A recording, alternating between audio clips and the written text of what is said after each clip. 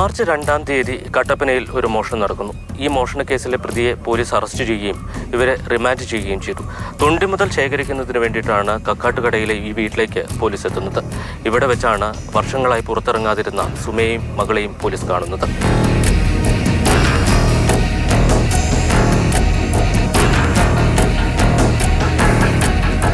ഗൃഹനാഥനായ വിജയൻ എവിടെയെന്ന ചോദ്യത്തിന് ഭാര്യയും മകളും കൃത്യമായ മറുപടി നൽകിയില്ല. തറ പൊളിച്ച് വീണ്ടും കോൺക്രീറ്റ് ചെയ്തിരിക്കുന്നത് കൂടി കണ്ടതോടെ പോലീസിന് ചില സംശയങ്ങൾ ജനിച്ചു. രണ്ടുപേരെയും വീണ്ടും വിശദമായി പോലീസ് ചോദ്യം ചെയ്തു. അവരാണ് കൊലപാതകം സംബന്ധിച്ച ചില സൂചനകൾ നൽകിയത്.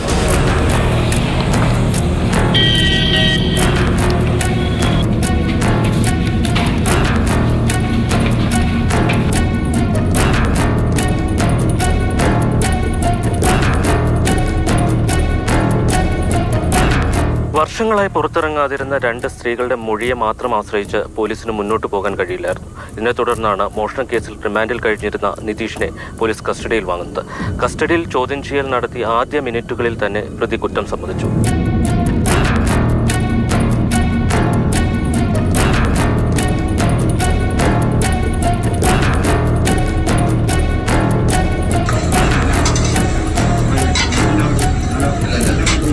രണ്ട് കൊലപാതകങ്ങളെക്കുറിച്ചാണ് നിതീഷ് പോലീസിനോട് തുറന്നു പറഞ്ഞത്. വിജയന്റെ മകളിൽ നിതീഷിനുണ്ടായ കുഞ്ഞിൻ്റെയും.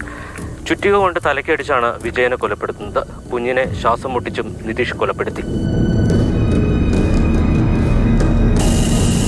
നവജാത ശിശുവിനെ കൊലപ്പെടുത്താൻ നിതീഷിനെ സഹായിച്ചത് കൊല്ലപ്പെട്ട വിജയനും അതോടൊപ്പം തന്നെ മകൻ വിഷ്ണുവുമാണ്.